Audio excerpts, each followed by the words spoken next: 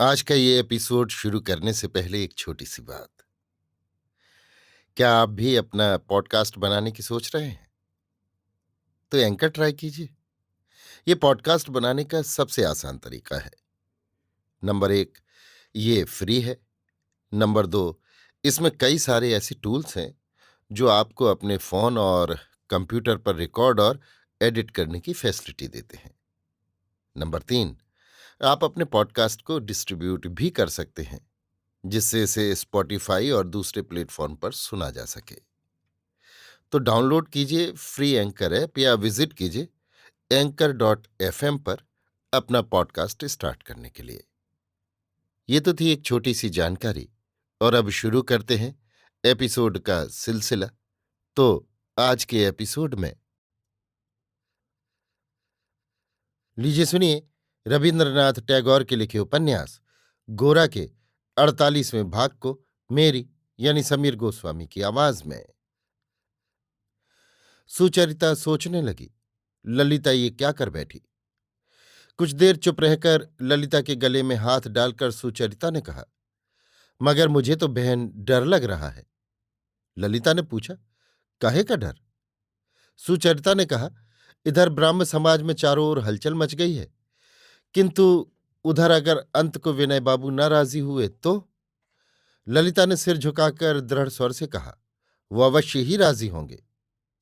सुचरिता ने कहा, तू तो जानती है बहन, हारान बाबू मां को ये आश्वासन दे गए हैं कि विनय कभी अपने समाज को छोड़कर ये ब्याह करने को राजी न होंगे। ललिता, क्यों तूने सब पहलुओं पर विचार किए बिना हारान बाबू के आगे ये बात इस तरह कह डाली? ललिता ने कहा, कह डालने के लिए अब भी मुझे पछतावा नहीं हो रहा है। हारान बाबू ने सोचा था कि वो और उनका समाज मेरा शिकार के जानवर की तरह पीछा करके मुझे एकदम अथाह समुद्र के किनारे तक ले आया है।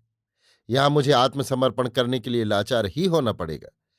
वो नहीं जानते मैं इस समुद्र में कूद पड़ने से नहीं डरती, उनके शिकारी कुत्तों के पीछे करने से विवश होकर उनके फंदे में घुसने से ही डरती हूं। सुचरिता ने कहा, अच्छा एक बार जरा बाबूजी से सलाह करके देखूं। ललिता ने कहा, बाबूजी कभी शिकारियों के दल में शामिल न होंगे, ये मैं तुमसे निश्चय कहती हूं। उन्होंने तो कभी हम लोगों को जंजीर में बांधना नहीं चाहा। उनके मत के साथ जब किसी दिन कुछ हमारी राय नहीं मिलती है, तब क्या उन्होंने जरा भी क्रोध या नाराजगी जाहिर की है?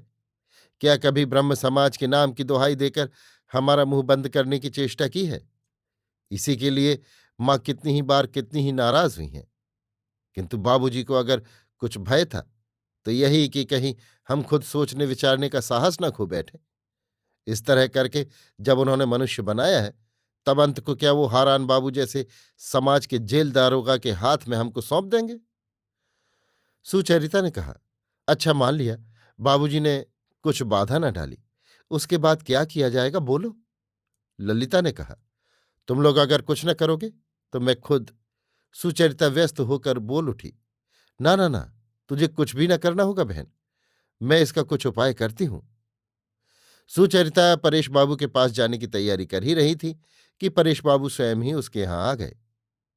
सांझ के समय प्रतिदिन परेश बाबू अपने घर की बगिया में अकेले सिर झुकाए मन ही मन सोचते हुए टहला करते हैं। सांझ के पवित्र अंधकार से धीरे धीरे मन को मांझकर काम काज के दिन के दाग मानो धो डालते हैं, और अंत में निर्मल शांति का संचय करके रात के विश्राम के लिए प्रस्तुत हो जाते हैं। आज परेश बाबू जब अपने शाम के एकांत ध्यान की शांति छोड़कर चिंतित मुख लेकर सुचरिता के पास आ खड़े हुए, तब सुचरिता के स्नेहपूर्ण चित्त को वैसी ही ठेस लगी जैसे जिस शिशु को खेल में लगे रहना चाहिए उसे दर्द से चुपचाप पड़ा देख कर लगती है। परेश बाबू ने मृदु स्वर से कहा, राधे सब सुना तो होगा? सुचरिता, हाँ बाबूजी, सब सुन चुकी हूं, मगर आप इतनी चिंता क्यों करते हैं? परेश बाबू बोले, मैं तो और कुछ नहीं सोचता। मुझे चिंता यही है कि ललिता ने जो तूफान खड़ा कर दिया है, उसके सारे आघातों को वो सह सकेगी कि नहीं। उत्तेजना के वश में कई बार हम लोगों के मन में अंधी स्पर्धा जाग उठती है, लेकिन जब उसका फल मिलना आरंभ होता है, तब किसी किसी की उसका भार सहने की शक्ति चली जाती है। ललिता ने कैसा भला बुरा अच्छी तरह सोचकर तय कर लिया है कि क्या उसके लिए श्रेय है। सुचरिता ने कहा, समाज की ओर से होने वाला कोई उत्पीड़न ललिता को किसी दिन भी परास्त नहीं कर सकेगा, ये मैं आपसे जोर देकर कह सकती हूं। परेश बाबू, मैं ये बात खूब निश्चय करके जानना चाहता हूं कि ललिता केवल क्रोध के आवेश में आकर विद्रोह करके उद्धत भाव प्रकट नहीं कर रही है।